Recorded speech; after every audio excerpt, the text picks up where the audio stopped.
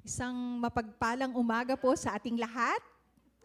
Good morning everyone. Good morning kahit dun sa mga nasa online.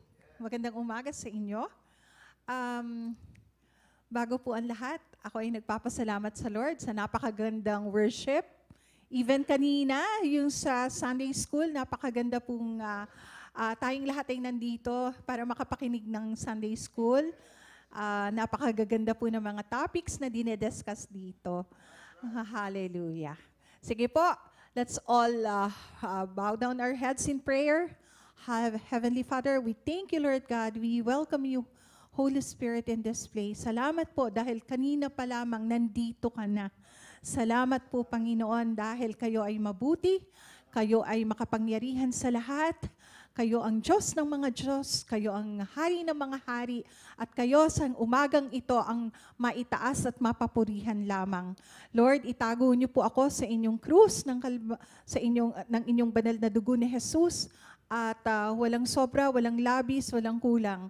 Lord, marami pong salamat sa araw na ito dahil alam po namin may bago kang mensahe para sa lahat. Salamat po in Jesus' name.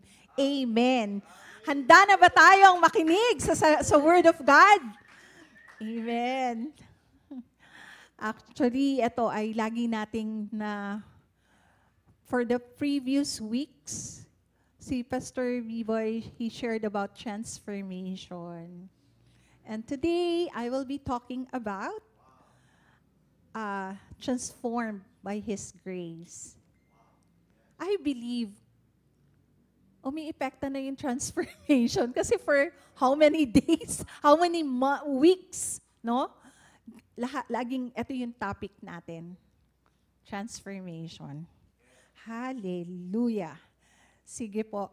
Sabi po sa Bible, if anyone is in Christ, he is a new creation. The old has gone and the new has come.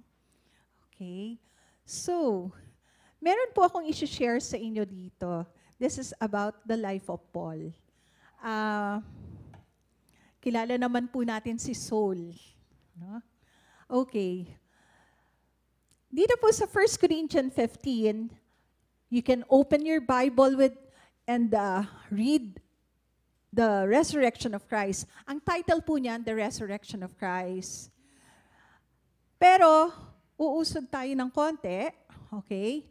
So, dito po tayo sa, while they were stoning him, Stephen prayed, Lord Jesus, receive my spirit. Ito pong Book of Acts to Book of Hebrews, ito po ay lahat ay writings ni Paul. Okay? So, and then he fell on his knees and cried out, Lord, do not hold this sin against them. When he had said this, he fell asleep. Ito yung nung pinagbabato si Stephen, no? Dito, hindi pa siya si Paul, si Saul siya. Si Saul was a persecutor of Christians, early Christians, no? Si Paul ay malupit. Siguro kung sa kapanahunan ngayon, sila ngayon yung nanggigera, no? Malupit, sobrang malupit si Paul. Pinagpapapatay niya yung mga Kristiyano. Siya yung nagpi-persecute, no, ng mga Christians. So lahat talaga, etong si Saul, na-experience niya, no, ang transformation through God's grace, no? Okay. Si Pablo, isa sa pinakapaborito ko itong character sa Bible. He is one of the apostle, pero etong si Pablo, ang tingin niya sa sarili niya ay pinaka-mababa. Napaka-humble po ni Pablo, no? Kung mababasa po natin ito, it's amazing and interested to know na si Paul ay lagi niyang ihinuhuli yung kanyang sarili. Napaka-humble po ni Paul. May ganun po bang mga lingkod dito, mga anak ng Diyos? Laging ihinuhuli yung kanyang sarili. Hindi lagi siya yung nangunguna na ako yung magaling, ako yung nagsulat ng maraming epistle, ako yung ginamit ng Lord mightily sa mga Gentiles, no? So, laging ang tingin niya dito, sabi niya doon sa last, I was abnormally born. Kung makikita ninyo ito po. He fell on the ground and heard a voice. Who are you, Lord? Saul asked. I am Jesus, whom you are persecuting. Ito yung pinipersecute niya yung mga Christians on the way to Damascus. Ikukwento ko na lang dahil mahaba po ito, pero you can refer to your Bible, Ito po yung nag-scattered na yung mga Christians, and then si Paul, nahulog siya sa kabayo. Nung nahulog po siya on the way to Damascus, ano nangyari kay Paul? Nabulag si Paul, Nabulag siya. And then, ano ang nangyari kay Paul nung nabulag siya? Sabi niya, may narinig siya na voice. Sabi niya, who are you, Lord? Sabi niya, he fell on the ground and heard a voice to him, Saul, Saul, why do you persecute me? Sabi ng Lord. Ang Lord yung narinig niya rito. And then, ang sabi niya, who are you, Lord? Saul asked, I am Jesus, whom you are persecuting, he replied. Makikita po natin to sa Acts 7:59, yung kanina. Saul got from the ground, but when he opened his eyes, he could see nothing. So they led him by the hand into Damascus. So hindi na siya nakakita for 3 days. Pero anong ginawa ng Lord? While Paul was praying, meron ding kinakausap ang Lord. Sino itong character na to? Si Ananias. No? Siya po yung pinadala ng Lord. Inutusan ni Lord si Ananias. Kuminsan negative tayo sa taong to. Pero alam nyo ba na siya yung inutusan ng Lord para i-lay hand at ipag-pray over si Paul. And what happened? Alam mo, meron sila ditong disagree pa si Ananias. You can refer this to the Bible. No? Sabi niya, Lord, ito nga yung humahabol sa amin Ito nga yung nagpaparusa sa amin. Ito yung pumapatay sa amin. Parang hindi siya convinced na puntahan si Paul at ilayhan yung kamay niya para makakita si Paul. No? So, dito na pumasok yung kwento ni Apostle Paul. Sa buhay natin, kuminsan parang tayo rin yung pumapatay. Tayo rin yung gumagawa. May mga circumstance tayo sa buhay natin na instead na makakilala sa Lord yung kapatid natin, kamag-anak, kakilala, kaibigan, ka-office mates. Kuminsan tayo yung nakikitaan pa ng hindi maganda, right? May mga ganun tayong sitwasyon. Pero sa buhay ni Paul, ano ang ginamit dito ng Lord? He was used by the Lord mightily. No? At alam din ng Lord kung papaano ang magiging buhay niya as an apostle. Mahirap po ang din pinagdaanan ni Pablo. No? Hindi biro yung ginawa niya from Acts to Hebrews. Siya po lahat yan. Siya yung nagsulat ng epistle na to. No? Then the Lord told him, go to the house and pray for Saul. Nung oras na yon, nakakita nga siya ng vision. Parehas silang nagtugma. Yung vision ni Paul at yung vision din ni Ananias. No? Sabi niya, Lord, parang hindi worth it puntahan talaga si Pablo. Kasi nga, number 1, kung ako din si Ananias siguro, Lord, oo, I will obey you. Pero tatanungin kita, baka naman pagdating ko doon, patayin lang ako nito. Pero alam mo what, ang galing nung pagkakasulat. Nag-obey si Ananias, pinuntahan niya si Pablo, si Saul, at nung na-open yung eyes niya, ano ang nangyari? Na-transform yung buhay ni Pablo. Ano ang implication nito? The Lord can transform anyone. Kahit yung isang napakasamang tao, kahit yung isang criminal, no? Diba? While they were hanging on the tree, may criminal din doon. Ano sabi niya? Sige, dalawa silang criminals. Pero that moment, na-transform din yung pag-iisip ng criminal. Why? He acknowledged Jesus as his Lord. No? So, dito na po tayo pupunta ang story ni Pablo. Ang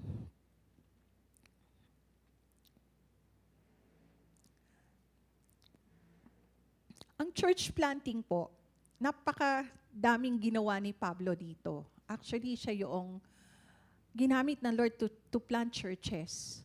Kung babasahin natin, I know ilang beses na natin binalikan yung Bible. And marami dito, lahat ay itinanim ni Pablo. Pero, ang sabi doon, ang church planting is not a church strategy. Sabi sa Acts 13 verses 2. Sa verse 2, it is, nanggaling po yun ay sa Holy Spirit. While they are praying, nangusap po ang Holy Spirit. Sabi sa Acts 3:12, sa 13:2, set apart from me, Barnabas and Saul, for the work to which I have called them. Ang pumili po kay Barnabas and Saul for the church planting is the Holy Spirit. No? Hindi po sila yung, magaling ako magsalita, pinadala ko doon. Hindi po ganun ang nangyari dito. It was the Holy Spirit who chose Paul and Barnabas. They set apart and sila po ay nagplant na ng mga churches. No? So, nung naranasan po ni Pablo, yung transformation, he was called Paul, na bago. Pati pangalan pinalitan. Ikaw ba, pinalitan din ng Lord ang pangalan mo? Pag nasa closet ka ng prayer closet mo, ano ang tawag sa iyo ng Lord? Kasi dito, no, pinalitan. Even yung name. From Saul, naging Pablo, naging Paul. Okay. We are being transformed by His grace.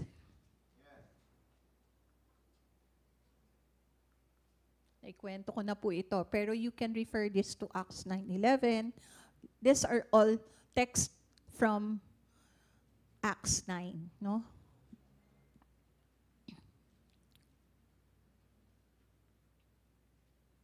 Ano po ba yung ibig sabihin ng transformation?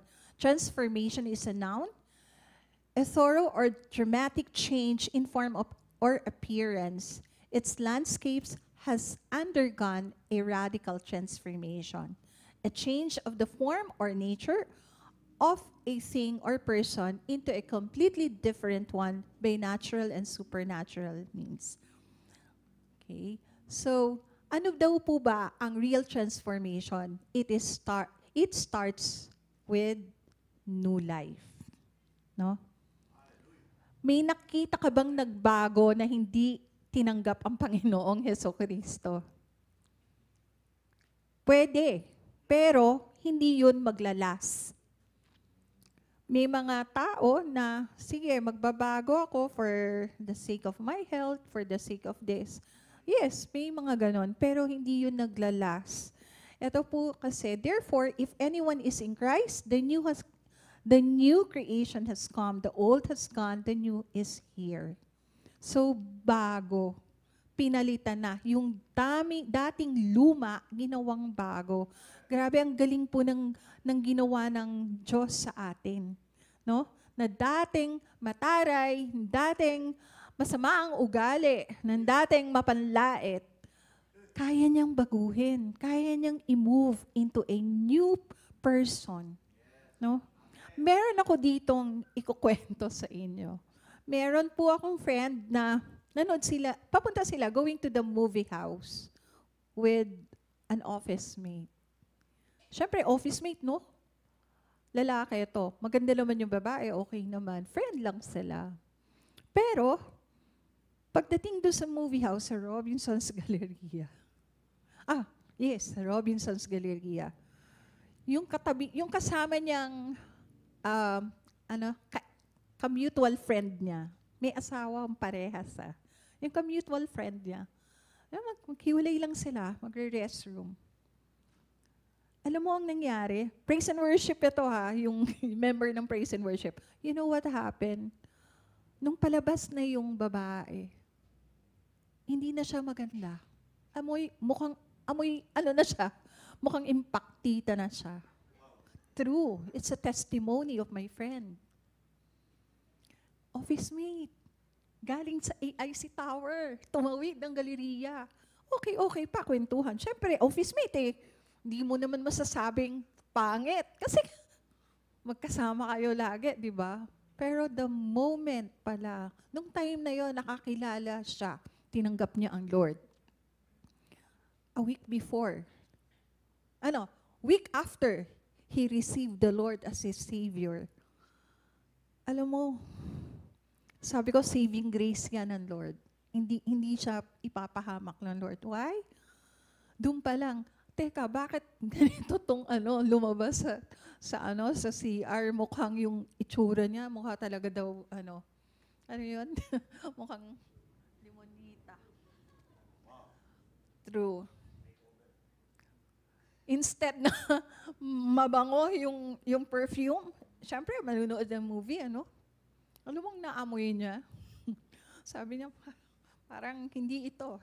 Alam mo, yung lalaki, yung guy, sabi niya, lalabas na lang ako. Nagdahilan na lang. Ay, teka, beeper pa noon.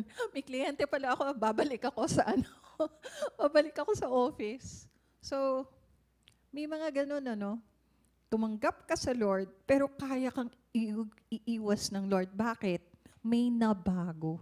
Nung tinanggap mo ang Panginoong Hesukristo, unknowingly, hindi mo naman kaagad yan nagmamanifest, pero may nababago. May nababago sa atin. Sa pagtayo dito ni Pastor B-Boy, ng maraming beses natin, we were talking about transformation. Meron bang nata-transform sa atin? Sabi niya kahit 1 degree. Siguro ngayon, hindi na 1 degree, 5 degrees na. Kasi alam mo, yung fear of the Lord, when you found Christ in your life, when you receive the Lord Jesus Christ as your Lord and Savior, nandun kaagad yung saving grace niya. Hindi ka niyan ipapahamak. Iiwas ka niya sa lahat ng mga masasama or iiwas ka niya sa masamang loob. Nangyayari ito. Maraming mga pagsubok o mga circumstance na dapat ikaw yung mapapasubo sa kapahamakan. Pero ang Lord, dahil ang Holy Spirit ay nasa iyo, iiwas ka niya. Example, may mga lakad. May mga, alam mo yun, Friday night. Hindi ka nag-join. Yung pala, may mangyayari na hindi maganda. May magkakaroon ng away, barilan. Iniwas ka na, Lord.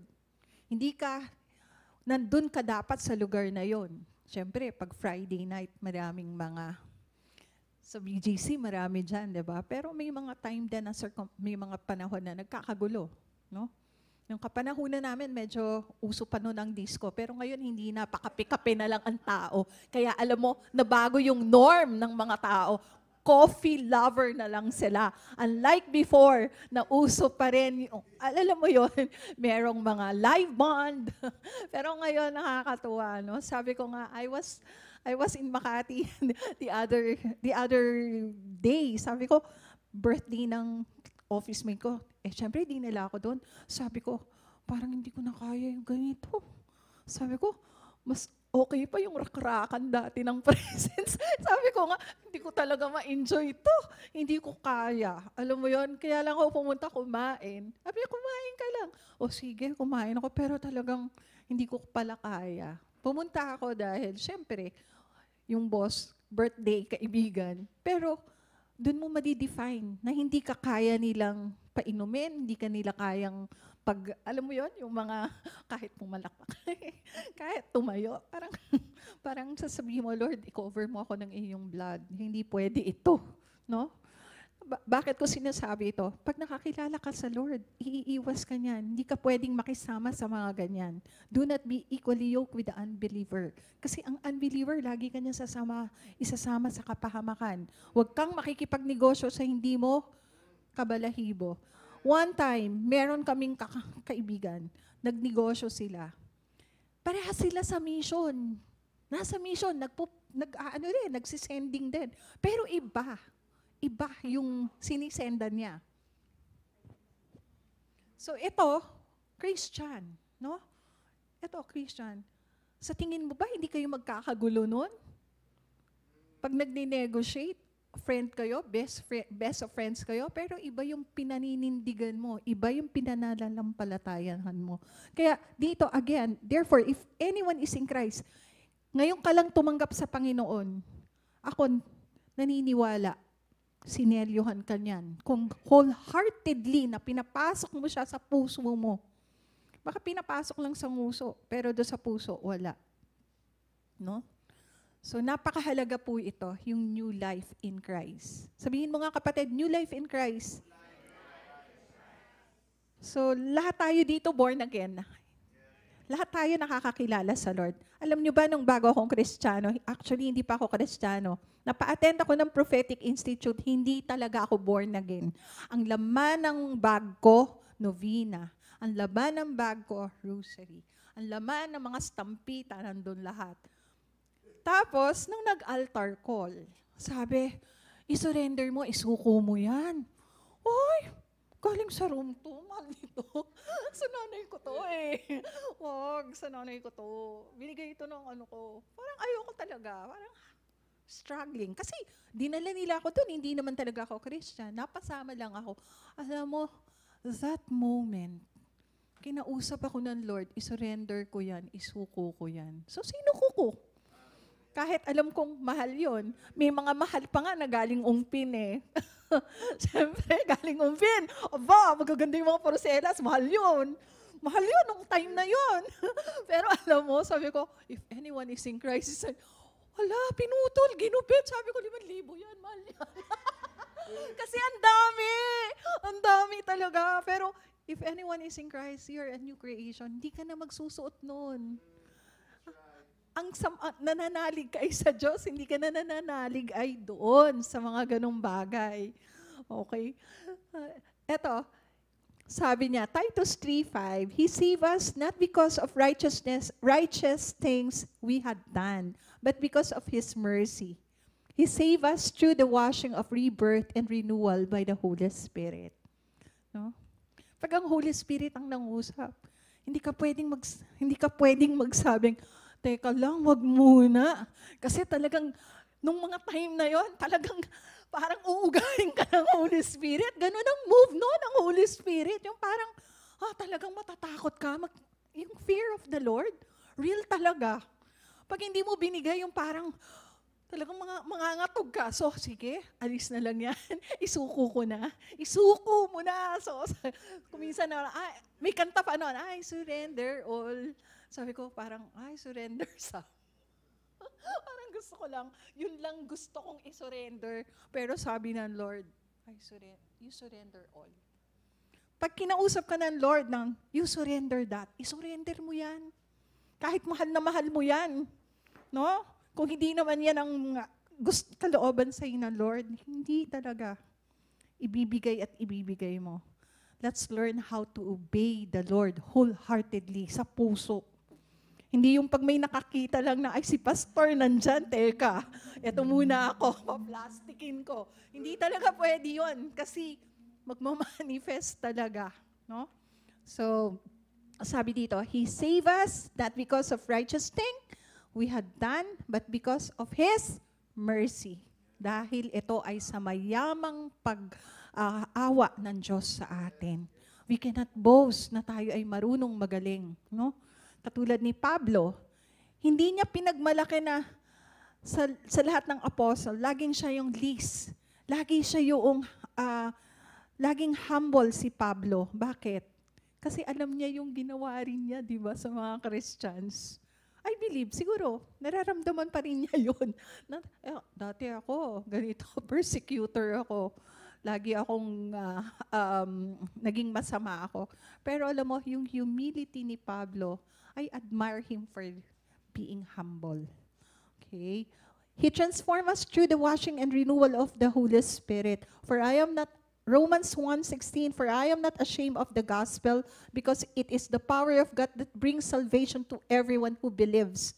First to the Jew, then to the Gentile. Huwag mong ikahiya na anak ka ng Diyos. Huwag mong ikahiya na ikaw ay Kristiyano. Huwag mong ikahiya. Don't grieve the Holy Spirit. Huwag mong ikahiya. You stand firm kung ano yung pinaninindigan natin at pinaniniwalaan natin. And we believe na ang ating strong foundation ay ang Word of God. Jesus is our strong foundation. Hindi tayo pwedeng sabihan ng may mga office mates ako agnostic. They don't believe in God. No? Pero, nagpapapray naman din eh. Pagkailangan. Diba? Humihingi din ng help. No?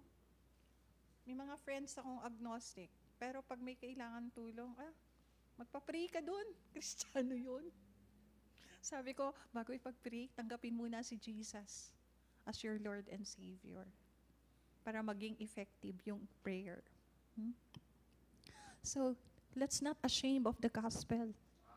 Wag nating ikahiya na tayo ay may tatak ng Diyos. Tayo ay anak ng Diyos. No? Okay, next. 2 Corinthians 3:18. And we all know kindly read this.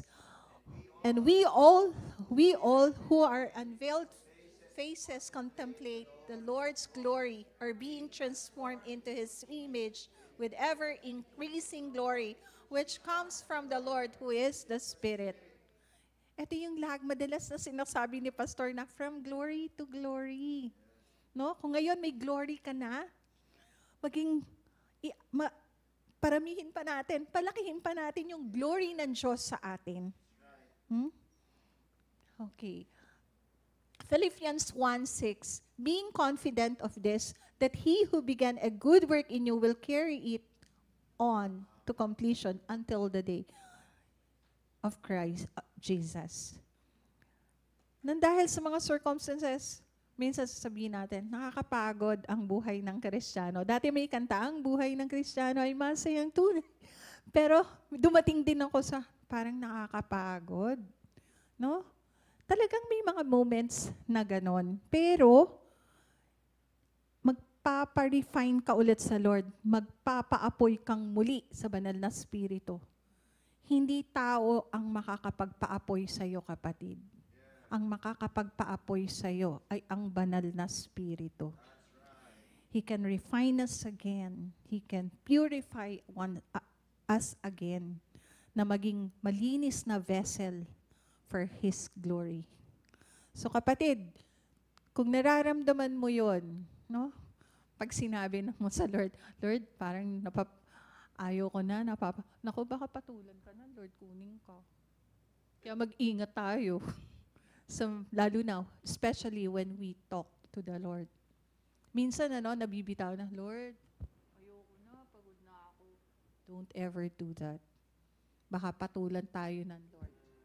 No? Naririnig niya bawat deklarasyon ng ating dila.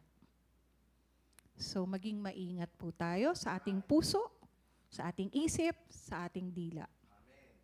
Amen. Transformation is a process. We have to grow in grace, no? Ano ba itong grace? Ano ba yung grace? Grace is a free and unmerited favor of God as manifested in the salvation of sinners and the bestowal of blessings. Yung grace, hindi mo deserve, pero pinagkakaloob sa'yo ng Panginoon. No? Saving grace means a good quality that something or someone has someone that has that stops it, him or her, from being completely bad.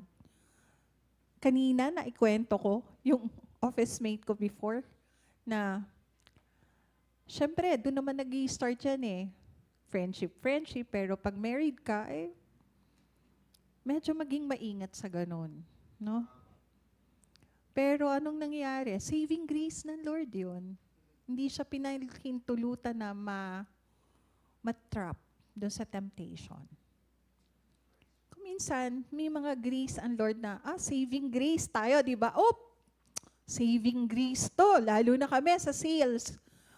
Parang, buzzer beater. Wow! Saving grace! That's the saving grace of God. Ang laki! Pumasok, di ba? Yun yung mga saving grace ng Lord sa atin. We don't deserve.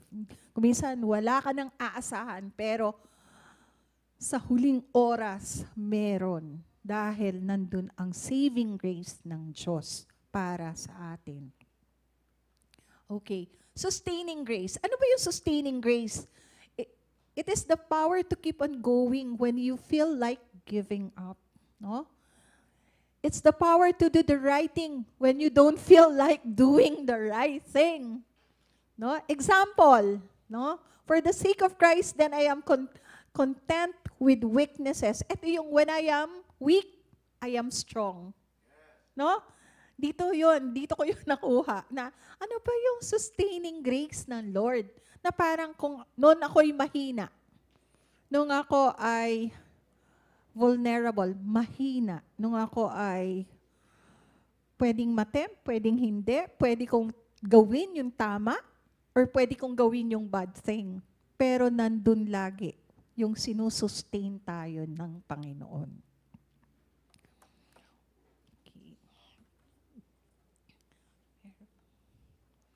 So, di ba laging kinakanta yung Amazing Grace? Very gracious naman ang Lord. Nakaka-amaze, di ba? Yung writer ng Amazing Grace, that writer, this I heard from a preacher na ang sabi, yung may changer gun, yung pala, he was a maniac. Dahil sa grace ng Lord, chinichain niya yung ano niya, yung kanya, chinichain niya. Para pag nandun siya sa inaatake, yung gusto niyang mang-rape, gusto niyang gumawa ng masama, tinatali niya. Tinatali. Naka-change siya. Balikan ninyo, nasa YouTube yan. Amazing Grace. Yung song na Amazing Grace. Yung writer nito. Ganun yung ginawa niya. No? Kaya nasulat niya yung Amazing Grace. Ang yaman ng biyaya ng Diyos sa bawat isa. Kung ikaw ay naniniwala na ang mayaman ng Diyos na ipinagkaloob niya sa iyo, nung tinanggap mo ang Panginoong Hesukristo bilang Panginoon at tagapagligtas ng iyong buhay, magmamanifest yan araw-araw. Mababago ka araw-araw. Ang salita ng Diyos ay nakakapagpabago. Kaya I encourage you, hindi lang babasahin yung Word of God. We have to meditate on it. We have to chew it. Kakainin mo yan. Yung salita ng Diyos. Why? In the last days, even the Christians, yung mga elect, matideceive. So for us not to be deceived, we have to know the truth. We have to know the truth. Eto, sa social media, nagagalit sila sa Israel. Why? Hindi nila alam yung Bible. Hindi nila alam yung promise ng Lord sa Israel. No? Maraming nagagalit. Minsan nga sabi ko, pag may mga issues about Israel, nagagalit sila. Pero bakit? Hindi kasi nila alam yung salita ng Diyos.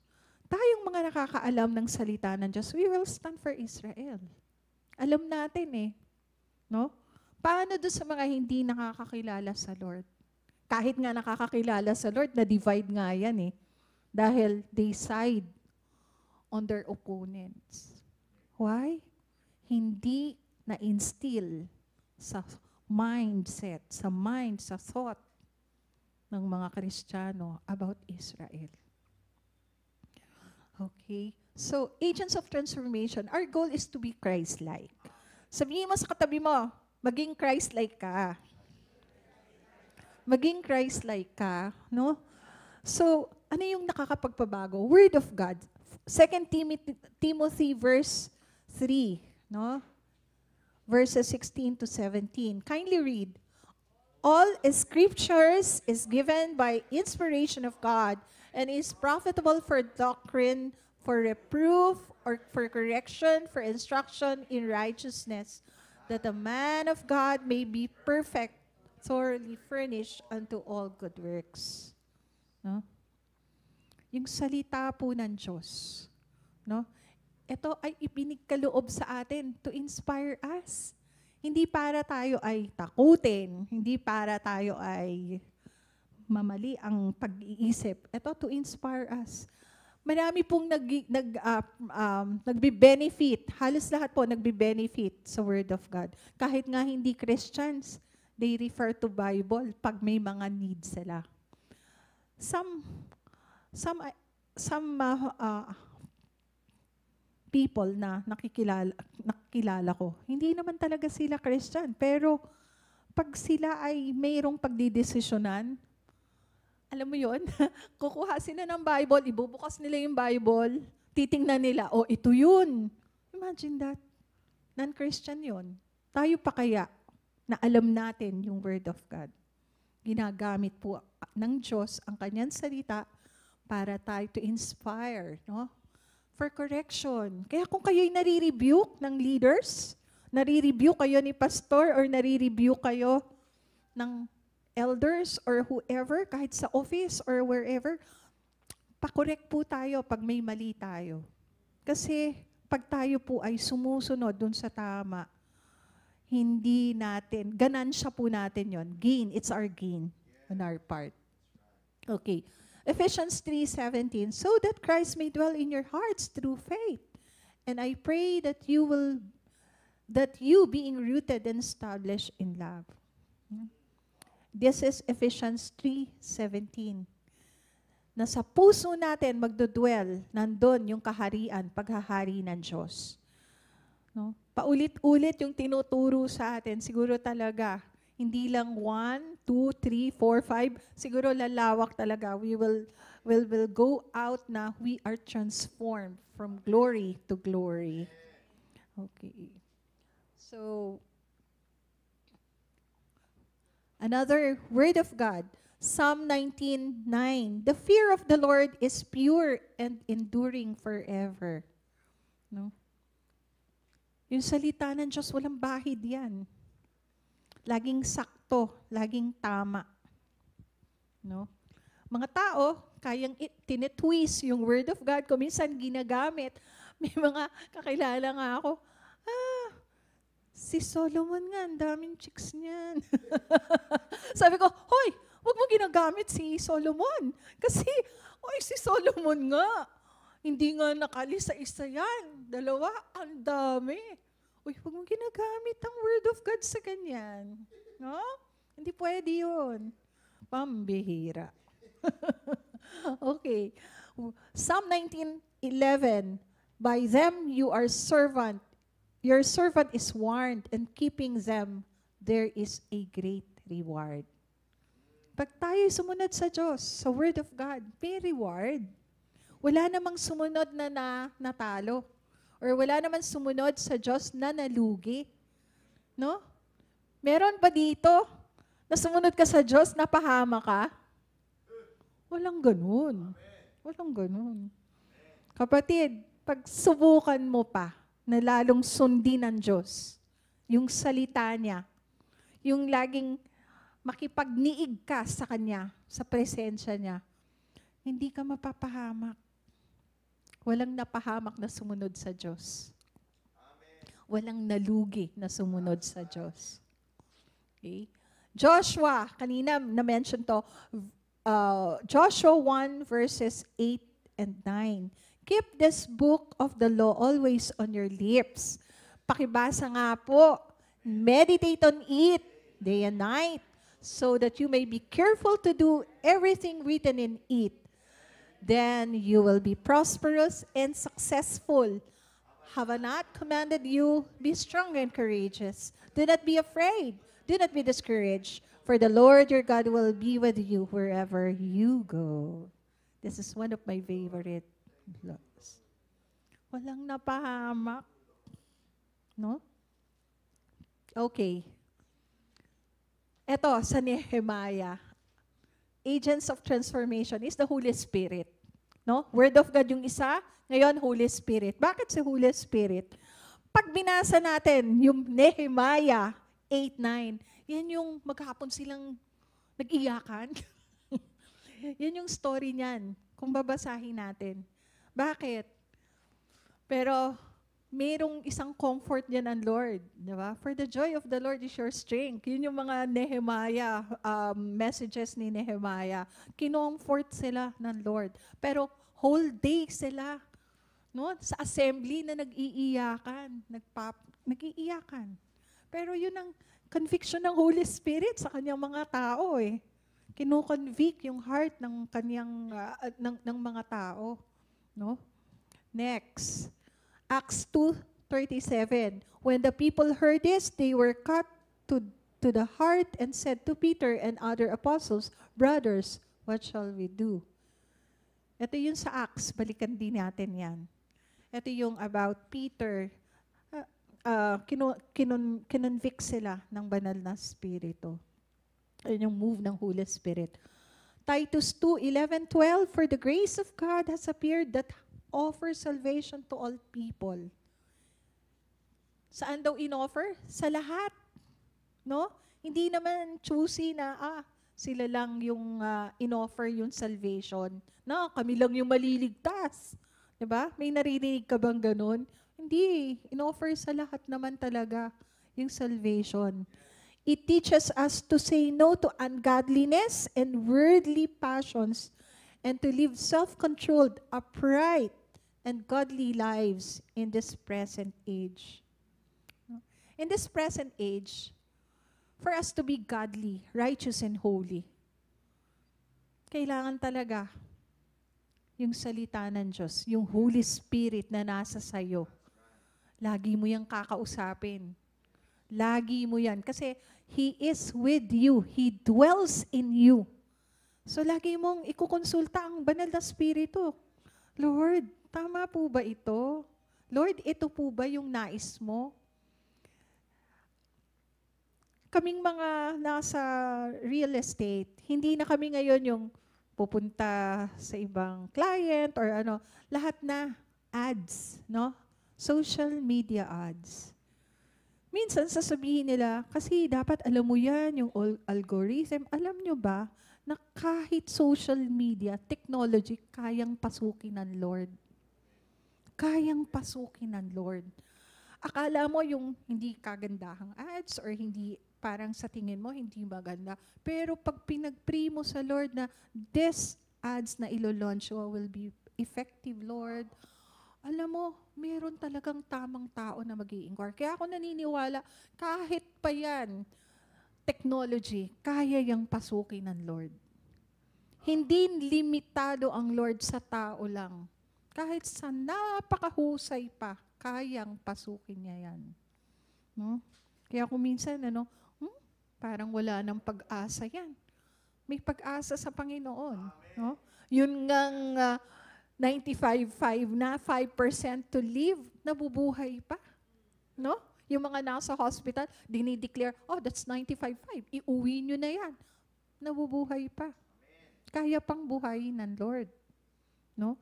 Kaya napakahalagang kumonsulta, lalo na tayo, mga Kristiyano na. Laging ikonsultahin natin ang Holy Spirit sa ating buhay. Pagising pa lang natin sa umaga, sa lahat ng mga pagdidesisyon na natin, laging involved ang Holy Spirit. Okay. Galatians 5:16-17. So I say, walk by the Spirit and you will not gratify the desires of the flesh. For the flesh desires what is contrary to the Spirit, and the Spirit what is contrary to the flesh.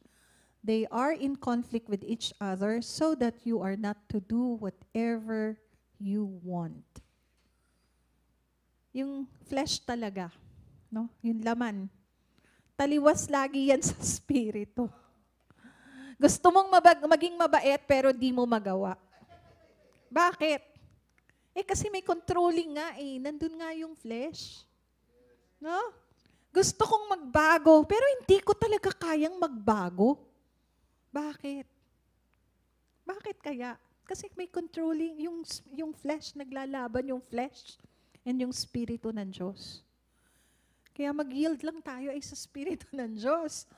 Pag alam nating malakas na yung flesh, mag-isip-isip ka na. Hindi ka niyan dadalahin sa daang matuwid. No? Hindi ka niyan dadalahin. Ano ba yung mga flesh? Work of the flesh. Makikita naman natin yung mga work of the flesh, nasa Bible yan. Ano yan? Malicious thoughts. Kuminsan sa thought pattern pa lang natin, ano yung pinapapasok mo? Basura. Garbage in, garbage out. No? Pag may pinapasok ang negatibo sa isip mo, wala nang pagbabago yan. Ganyan na lang talaga yan. Mamamatay na lang yan ng ganyan. Ano? May mga ganyan sa pamilya. Pagbabago yan. Kailan kaya magbabago yan? Ako, wala na. Hanggang mamatay na lang yan. Ganyan na. Nakakarinig ba kayo ng ganyan? Sa mga drama, ganyan. Kaya huwag kayong manonood ng drama. Magiging emo kayo. No? Yung mga drama, aapihin yung mga karakter, aapihin. Ha? Tapos, parang ang kaunti lang talaga nung airtime nung mabuti. Napansin nyo ba yun? Laging yung kontrabida, pahahabain yung drama. Bakit? Kontrabida. Yung naha-highlight. Yung bida, sa dulo na, ending na. Sabi ko talaga, nanluloko lang tong mga ito. Bakit ko nasabi? Yung nanay ko nakatira sa bahay, nanonood nun. Sabi ko, siguro, wala kaming TV. Sino yung nakakaalala dito na hindi kami nag-TV talaga? Kasi yung mga anak ko noon, elementary, high school, bawal ang TV kay Pastor. Bawal ang noontime show. Ngayon, nung tumating yung nanay ko, few months ago, TV, sabi ko sa kanya, Nay, huwag na lang yan. Manood ka na lang nito. Sabi ng caregiver, maganda po yan. Ano po yan? About law. Sabi ko, talaga, law? Ewan ko kung ano yung pinanunood niya. Tapos, pagtanghali na, sabi no, ha? Ano yun? Kasi nga wala ako sa bahay. Tapos, ha? Ano yun? Sabi ko, anong ginagawa ninyo dito? Nakita ko sa camera. Nanonood po ng TV. Sabi ko, basura yan Ate, maganda rin naman, may aral din yan. Siyempre. May aral? Anong aral dyan? Ang haba ng ending dyan. Sa ending, doon lalabas yung mabuti. Doon magtatagumpay yung mabuti. Sabi ko, kaya huwag niyo pinanunood yan. No? Guys, pag pinapasok ninyo ay drama sa buhay, ano lalabas sa'yo sa pagdidesisyon mo? Drama din. Dramatista ka din. Emo. Kaya yung mga anak ko, sabi nila, walang emosyon. Kasi wala ngang finid na drama. Walang emosyon. Bakit? Walang finid na drama. Bawal sa amin yan, yung drama. Kaya matatapang. No? Matatapang. Pero ngayon, sabi ko, parang namali. No? Wala naman yung mga anak ko na sa amin. Nanay ko na lang at yung caregiver, tsaka ako. Pero kung minsan, sabi ko, maling-mali, pinakakain ng mga, pinakakain sa mga Pilipino. Iyakan, patayan, sakitan, girahan, diba? Diba? Sabi ko, kaya siguro ganun. Mainit na nga mahirap na nga ang buhay. ng mga tao. Tapos pifidan mo pa ng ganong mga drama, iniwan ng asawa, nag-iyakan sila, nag-alsa. Alam mo yun, inape. Ano mangyayari sa atin kung ganon ang ating pinakakain natin sa isip natin, nakikita natin. Alam mo yung media, dati noon, kutis Belo, di ba? Mapapabili ka talaga ng mga produkto ni Belo. Bakit? Puputi ako doon eh. No? Alam mo yun? Yung mga ads, nakakainganyo. Ay, nabubudol. Mabubudol ka. Dati noon sa TV lang yan. Ngayon, kahit sa social media, kinakain na yung oras mo, yun lang pala yun. No? Maya-maya, nag-o-order ka na. Buti sana kung ang i-order ninyo ay sa 5 loaves, di ba? O kaya kay Mac, yun ang dapat, di ba? May feeding, di ba? Kesa naman yung papuputin, pahahabain yung ganito, paggagandahin ka, mawawala daw yung melasma ko. Uy, kalukuhan yan. Walang ganon, no? So, alam mong gagawin? Pabibilihin ka. Kaya, instead na tayo ay mag-focus sa ganon, mag-focus tayo sa Lord. Ano yung magandang ginagawa ng Lord ngayon? Ano yung mga magandang ginagawa ng Lord sa mission? Ano yung mga ginagawang maganda ng Lord sa church? Ano yung maganda na dapat nandun din ako, kaakibat ako, para lalo pang maging maganda, no? Hindi para tayo ay maging problema. Okay? So, ang haba ng sinabi ko. Hindi naman kasama yun. Remember how the Lord your God led you all the way in your wilderness these 40 years to humble and test you in order to know what is in your heart, whether or not you would keep His commands. Laging may testing. Bakit? Para ma-expose kung anong laman ng puso mo. Kung minsan, si Lord, nagpapadala ng mga challenges or hindi lang challenges. Mga parang, pinadala sa akin to, pero alam mo ba na may purpose yun? Para ma-expose kung ano yung nasa isip mo at nasa puso mo. Minsan, sample. May mayaman kaming kamag-anak. Mayaman talaga. Kasi may mga paupahan siya ng Starbucks, ganito. Pero pag pumunta ka sa kanila, alam mo, pakakain sa'yo yung ininit na ulam. Nakakita na kayo ng mayamang kamag-anak? Ha? No? Ang yaman. Ang laki ng income, leasing income nila, ganito. Pero alam mo, pag pumunta ka sa kanila, kung ano yung tirang ulam, yun ang ihahain sa'yo. Anong klaseng yun? Kung minsan, nai-expose kung ano yung nasa puso nila. Nandun pa rin yung self-preserve. Yung pinipreserve nila kung ano yung, they don't want to spend money. Poverty yun mentality. Yung parang mababawasan yung wealth. Mababawasan ba yun? Mauubusan? Yung self-preservation. Diba? Mga kapatid, ini-expose siya ng Lord. Makikita mo, pag may nagpa-order, ito na lang i-order natin. Tapos pag dumating, disappointed ka. Kasi, lahat ng promo, kinuha mo na. Lahat na talaga ng kinuha mo na. Yung pala, pangatlong init na. Diba? Matigas na yung manok. Hindi na crispy, hindi na juicy. Kasi init lang ng init. Ayan, yan ang mga resulta. No? Tinites yung puso. Ayaw gumastos ng tama. Di magtitipid. Makikita mo. Yung iba naman, makikita mo sa mga decision making. Yung pagiging ganid. May kakilala ba kayong ganun? Makikita mo yung greed. No? Makikita mo, ini-expose yan ng Lord. Bakit? Bakit kaya ini-expose ng Lord? Para, hinahumble niya tayo. Kung minsan, may mga akala mo, ang galing-galing mo na. Pero yun pala, may kulang ka. Lalo sa mga presentation, sa corporate presentation. Makikita mo, ihahumble ka talaga ng Lord. No? Walang perfecto.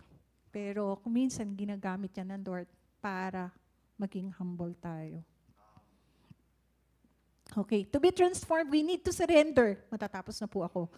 Kailangan Surrender mo na. Not surrender some. Surrender all.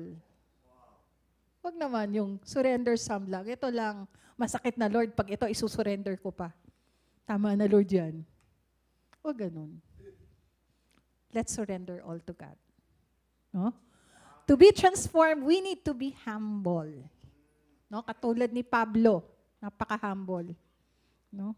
Wala akong nakita sa sa Bible, sobrang humble, napakababa ng kalooban ni Apostle Paul. To be transformed, we need to open our hearts to the Holy Spirit. Ibukas po natin ang puso natin sa Holy Spirit. Hindi po tayo, again, mapapahamak dyan. Dahil ang Diyos natin ay mabuti. Siya ay maawain, siya ay mahabagin. Siya ay Diyos na mayaman ang kanyang biyaya at awa sa bawat isa sa atin. So hindi niya tayo ipapahamak. Even His very word, yung word niya. Again, dyan po natin makikita kung sino ang tupa at kung sino ang kambing. Topak. Yung mga sumusunod daw, tupa yan. Hindi topak ha. Tupa. So, let's obey the Lord. Kasi ang Lord, lagi naman yan sinasabi, may reward for obeying God. Lalo na sa mga gawain ng Diyos. Pag sinabi ng Lord, ibigay mo yung 10%, ibigay mo yung offering mo, ibigay mo yung ito sa Lord, ibigay natin. Hindi na para sa atin yun para sa Kanya yun Para sa gawain yun ng Panginoon. No? Minsan, kapos naman hindi Kayang mabudget yan. Ako, naranasan ko yan. Maraming beses. Pag sinabi ng Lord, ibigay mo, ibibigay mo. Pag sinabi ng Lord, tulungan mo tong kapatid na to, ibukas mo yung kamay mo at itulong mo. Pag sinabi ng Lord na mahalin mo ang hindi kaibig-ibig, meron ba kayong hindi kaibig-ibig sa loob ng bahay or sa loob ng opisina o sa loob ng sa mga kamag-anak? Ibigin natin. Kasi hindi naman ang reward ay manggagaling sa kanila. Ang reward ay sa Lord. No? For us to be transformed from glory to glory, let's do the right thing. Let's do what the Lord wants us to do. Hindi yung mamimili ka, selective lang. Hindi ganun sa kingdom ni Lord. Pag sinabi ng Lord, tanggalin mo yan. Hindrance yan for your breakthrough. Tanggalin mo. Yung oras mo, kuminsan yung renewing of the mind, pag nirenew mo yung mind mo, kuminsan may mga bagay na hindi pala talaga importante naman pero nasa atin. I read one time about the minimalist. Ang dami palang sa bahay natin na hindi natin kailangan. Sa cabinet, closet natin na hindi naman kailangan, na kumukuha ng space. 'Di ba? Kahit sa buhay natin, hindi naman pala natin kailangan na laging nagpapaunat ng buhok or nagpapaganto. 'Di ba? Yan dami. Sabi ko, grabe pala, hindi naman talaga kailangan. Why? In the last days, hindi mo na madadala lahat yan. Madadala mo ba yung laman ng closet mo? Louis Vuitton mo? Yung mga kung ano-ano mo? Hindi mo madadala yan, kapatid. Last days na. No? Hindi natin madadala yan. So, kailangan lang natin, ano yung minimal? Minimalist. Let's be minimalist. Pag hindi na kailangan, nag-a-add pa yan. Again, sabi ko nga, ilang bang kama ang kailangan mong tulugan para makatulog ka ng mahimbing? Isa lang. Diba? Isa lang. Di mo pwedeng magpasama-sama yung pinakamahal mong sofa, yung ba masasabay-sabay mong magagamit. Kuminsan tayo, syempre culture yan. Pero, if you think about it, lalo na pag nandyan na pag malapit na, hindi mo yan madadala. Ang madadala mo lang, yung pananampalataya mo sa Diyos. Bakit? Yung ganitong nagkakagulo na, kanya-kanyang gera, iba-iba ng lugar. Hindi pa ba yan? Hindi na rumors yan. True na yan, totoo na yan. Gera dito. Punta ka sa Russia, may kaaway si Russia. Punta ka kay North Korea, may kaaway si North Korea. Pumunta ka sa Pilipinas, may China. Dito pa lang. Diba? So, hindi natin madadala lahat yan. Only. Kaya kailangan mabago isip natin at puso natin. No? Ma-transform tayo. Kasi pag hindi tayo mata-transform, baka tayo yung unang, ay, ano na, gera na, o kaya may nangyayari ng hindi maganda, no? Yung pala, binibitbit mo pa yung mga kung ano-ano mo. Pero yung sarili mo, ang salvation lang ang kailangan mo. Lord, cover me with your blood. Alam mo, pag dumating na yung panahon na yun, ano yung madadala mo lang? It's only faith to our God. Because God will never leave you nor forsake you. No matter what. Again, kahit si Stephen, in-stone na, naramdaman ba niya yung pain? Hindi. Na-spare pa nga siya eh. Eh what if, magkaroon din ng mga, kung sa bagay, ang gera, hindi na ganun. Ang gera ngayon, cyber war na, no? Pero, imagine, mga tao, mawalan lang ng internet, nagwawala. Diba? Eh kung hindi rin nyo yung mind mo, teka muna, hayaan ko na. Baka ang gusto ng Lord, i-enjoy ko yung, yung ganitong, yung mga lot, yung dati. Kasi nagwawala. Isang minuto nga lang, mapagal yung internet. Isang araw, pagdating mo sa bangko, wala na, o ganito, nagkakaproblema, tayo mismo pa. No? Tayo pa yung biktima, nagagalit ka agad, naiinis, nagwawala. Tama? Walang internet. Di ba? Kasama na yan sa buhay eh. Pero kung na-renew yung mind mo, alam mo, na-transform ka, you will not complain. I-enjoy mo yun. I-enjoy mo yung presensya ng Diyos. Oh, sige Lord, i-enjoy kita. I-enjoy ko yung ganito. Mag-share ako ng gospel. Mag-share ako ng word sa kapitbahay ko. Kasi walang internet. Minsan ginagamit pa yun ng Lord. No? So, to end up, let's be transformed by the renewing of our minds. Mind, heart, even our lips. May mga gawi tayo na hindi natin naisuko sa Lord kahit na born again na tayo. Kapatid, alam mo yung mga gawing yan. Alam mo yung mga attitude na yan na nandyan pa rin sa puso mo, sa isip mo. Alam mo yung mga ways na yan na hindi naman talaga nais ng Lord na nandyan. Isuko mo na yan, kapatid. Isuko mo yan sa paanan ng Diyos. Kasi hindi yan makakatulong sa'yo. No? Ang sabi ng Diyos, isuko mo. Surrender all to Him. Surrender all to Him. Let's be humble. Let's admit yung mga wrongdoings natin. Baka ito, nandyan pa rin. Yung idols mo, nandyan pa rin. Baka nandyan pa rin sa puso mo yung mga bagay, puot, galit, bitterness, na hindi nakakatulong yan. Parinyo tayo sa Lord. Baka nakakabigat pa sa ating buhay. Ano ba yon? May mga curses na until now, hindi mo ma-denounce kasi nanghihinayang ka, ayaw mo. May mga root ng kasalanan or root ng mga sakit na ayaw mo talagang itigil. Kaya lalo pang nagkakasakit kasi sige pa, sarap nitong kumain. No? Let's be renewed. Let's our mind be renewed. Kasi ang plano ng Diyos sa'yo ay maganda at mabuti. Sa oras na ito, hinihingi ko sa inyo na let's bow down our heads in prayer. Heavenly Father, we thank you, Lord God, for this moment that you are always reminding us to be transformed by the renewing of our minds. Lord, napakadami sa buhay namin na unti-unti natatanggal. Pero Lord, tulungan niyo po kami na kami ay matransform from your glory to glory, Father God. na ang makikita sa amin ay yung liwanag ninyo, yung Kristo na nasa aming buhay, ang makilala at makita sa aming buhay. Panginoon, marami pong salamat.